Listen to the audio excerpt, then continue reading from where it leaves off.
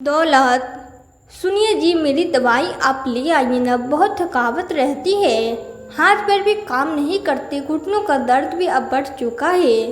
मधु जी अपने पति विनीत जी से बोली, हाथ पैर काम नहीं कर रहे तो तुम आराम क्यों नहीं कर लेती हो? क्यों झाड़ू पोछा करके अपने हाथ पैर तोड़ रही हो? वैसे भी घर कहाँ गंदा होता है, ले देकर हम दो जी भी तो इस घर में रहती है। विनीत जी ने कहा, जानती हूँ कि ले देकर हम दो जी भी इस घर में रहते हैं, पर साफ सफाई तो करनी ही पड़ती है ना। अब पोछा कहाँ लगाती हूँ, सिर्फ झाड़ू ही तो लगा रही हूँ। मधु जी विनीत जी को टालते हुए बोली, ठीक है, आज दवाई ले आऊँगा, पर मुझे तुमसे कुछ ज़रूरी बात करनी है। तुम यहाँ मेरे पास बैठो तो सही। विनीत जी के कहने पर मधु जी जैसे तैसे सोफे पे आकर बैठी। हाँ बोलो, क्या बोलना है? और जल्दी बोलो, अभी तो मुझे खाना भी बनाना है। खाना तो मैं बना देता हूँ, आखिर खिचड़ी ही तो बनानी है। हमारे लिए कौन सा पकवान बनने हैं? हाँ, अब इस बुढ़ापे में पकवान खाओगे? बालों में सफ़ेदी आ गई लेकिन जीभ का स्वाद नहीं गया। अच्छा जी, अब हमारे बालों की सफ़ेदी डिसाइड करेगी कि हमें पकवान खाना चाहिए या नहीं। खाने को तो हम अभी भी पकवान खा लेते हैं, पर क्या करें, इस डायबिटीज़ ने पकवान ही बंद करवा दिया। विनीत जी हंसते हुए बोले, अच्छा चलो छोड़ो, बताओ क्या बात करनी है जिसके लिए तुमने काम छुड़वाकर मुझे यहाँ बैठा लिया? मधु जी के पूछने पर विनीत जी थोड़ा सीरियस होते हुए बोले, मैं क्या सोच रहा था मधु, कि हम ये घर बेच देते हैं। अरे क्यों, इतनी मेहनत से बनवाया था हमने ये घर, याद नहीं है आपको? पाई पाई जोड़कर हमने ये मकान खड़ा किया था, और तुम कह रहे हो कि इसे बेच देते हैं। नहीं, मेरे जीते जी तो मैं इसे बेचने नहीं दूंगी। मधु जी बीच में ही बोल पड़ी, मधु मैं तुम्हारी इमोशनल समझता हूँ, पर जब हमने ये घर बनवाया था तब हमारे दोनों बेटे हमारे साथ ही रहते थे, और इस घर को बनाने के पीछे कारण भी यही थी कि कल को परिवार बड़ा होगा तो कमरों की ज़रूरत पड़ेगी, इसलिए तो हमने ये घर बनवाया था। पर अब बच्चे तो यहाँ नहीं रहते, और हम दोनों विनीत जी के बात सुनकर मधु जी मायूस होते हुए बीच में बोल पड़ी, सच में अब बच्चे यहाँ नहीं रहते, हम दोनों अकेला ही रहते हैं। पता नहीं ऐसे क्या कर्म किए होंगे हमने कि हम यहाँ अकेले ही रहते हैं। तुम भी क्या बातें लेकर बैठ गई? मैं तो इसलिए कह रहा हूँ कि मेरी पेंशन से तो सिर्फ हमारा गुजारा बसर होता है, और तुम भी आप काम करते हुए थक जाती हो तो मकान को बेचकर छोटा घर ले लेंगे, जहाँ पर तुम्हारी हेल्प के लिए एक मेड भी रख लेंगे। अब थोड़े बहुत हाथों में पैसे होंगे तभी तो हम ये कर पाएंगे, और वैसे भी हम दोनों जीव को इतने बड़े घर की क्या ज़रूरत है? पर मकान बेचना ज़रूरी है क्या? एक बार बच्चों से बात तो करके देखो। मधु जी ने उम्मीद के साथ विनीत जी की तरफ देखा तो विनीत जी ने चुप हो गए। आखिर मधु जी के कुछ कहना नहीं चाहते थे, जानते थे कि बच्चे मकान बिकने के नाम पर अपना हिस्सा लेने जरूर आएंगे, पर माँ बाप को लेने नहीं। आखिर अपने स्वार्थी संतानों को बहुत अच्छे से जान चुके थे। कहने के लिए दो बेटों के माता पिता मधु जी और विनीत जी का भरा पूरा परिवार है। दो बेटे आशीष और मनीष, दो बहुएं निधि और मानसी, दोनों के दो बच्चे, पर सब अपने आप में मस्त हैं। किसी को भी माता पिता से कोई लेना देना नहीं। जब पिछले साल मधु जी का एक्सीडेंट हुआ उसी समय विनीत जी अपने बच्चों को अच्छी तरह से जान गए। मधु जी का एक्सीडेंट हुआ और अब मधु जी की हालत क्रिटिकल है, यह सुनकर बच्चे यहाँ दौड़े चले आए थे।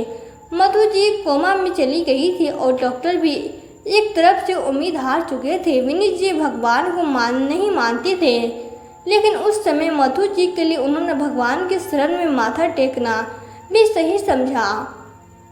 उस दिन अस्पताल में मधु जी के पास उनके भाई को छोड़कर विनीत जी मंदिर में माथा टेक कर मधु जी के लिए प्रार्थना कर घर आए थे, पर उनके पैर अपने आप ही घर के बाहर दरवाजे पर टिक कर रह गए। अगर मम्मी को कुछ हो गया ना तो उनकी ज्वेलरी तो हम लोग आधी आधी बांट लेंगे, और आपको कह देती हूँ मैं पापा जी को नहीं रखूँगी अपने पास। मुझे अपनी आज़ादी बहुत पसंद है।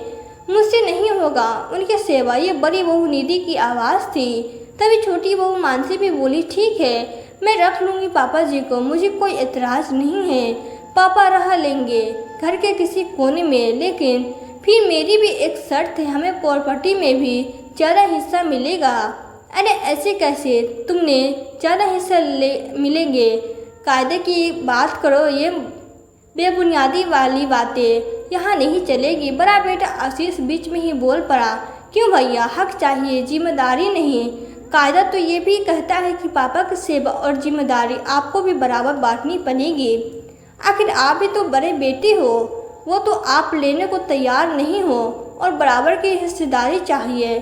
मनीष भी क्या कम था, वो भी बोला, विनीत जी को अपने कानों से विश्वास ही नहीं हो रहा था। वो तो अपने बेटों को आज के ज़माने के राम लक्ष्मण समझते थे, पर उन्हें क्या पता था कि बेटे राम लक्ष्मण कहलाने के लायक भी नहीं है।